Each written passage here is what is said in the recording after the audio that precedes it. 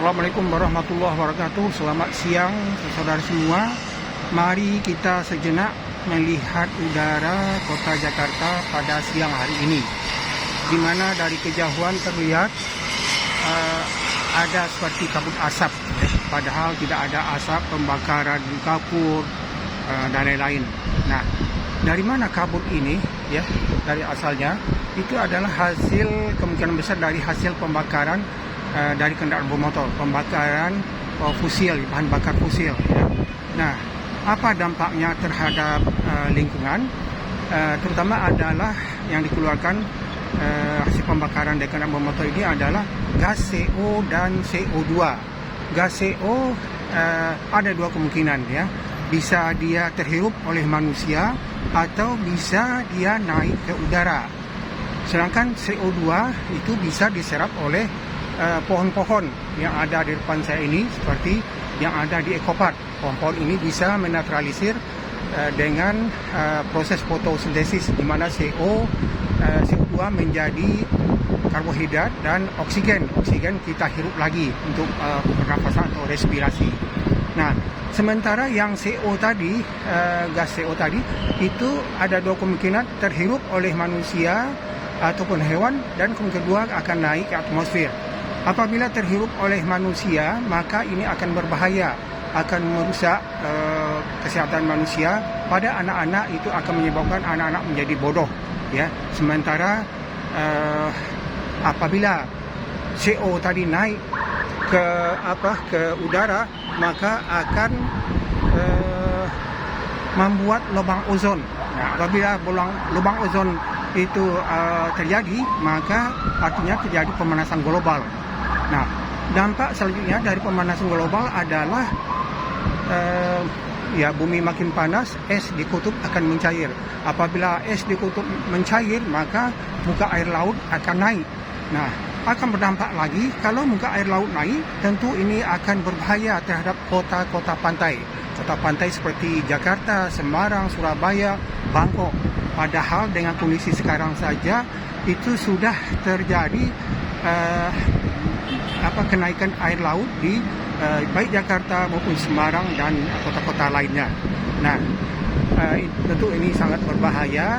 Nah, apa upaya yang sudah dilakukan oleh manusia atau pemerintah, misalnya Jakarta, kota-kota lainnya di Indonesia, adalah meningkatkan jumlah dan jenis kendaraan umum. Seperti di Jakarta ada KRL, ada busway, ada MRT yang sekarang dari selatan ke utara, dan yang akan datang segera dibangun adalah dari timur ke barat.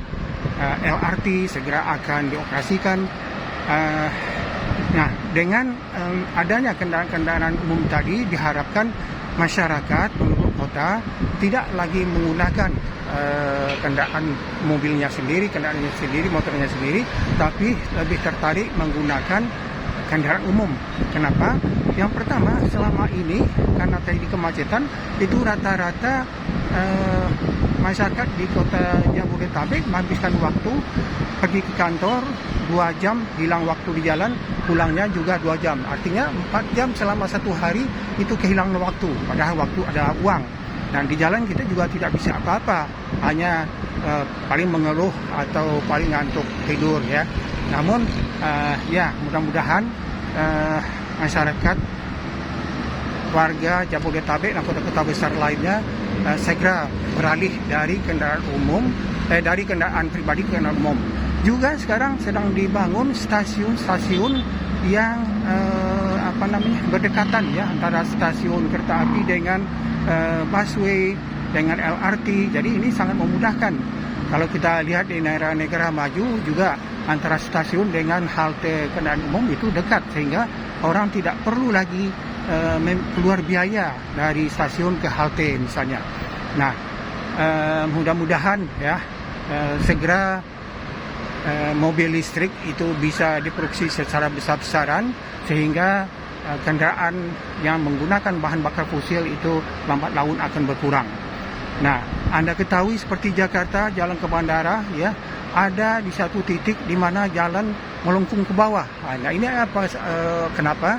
Karena terjadinya penurunan tanah. Ya, kenapa tanah jadi turun? Karena ya pertama adalah karena penyedotan air tanah.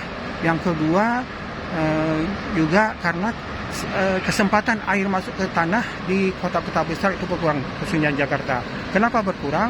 Karena terjadi land cover change, perubahan tutupan lahan dari lahan yang selama ini bisa menyerap air, terjadi siklus hidrologi. Sekarang sudah banyak seperti Anda lihat di depan itu, di mana sudah banyak rumah-rumah atau bangunan dibandingkan dengan hutan, ya, sehingga terjadilah putus siklus hidrologi. Kalau siklus hidrologi terputus, maka terjadi kekosongan atau kurang pengisian air tanah, sehingga tanah makin turun.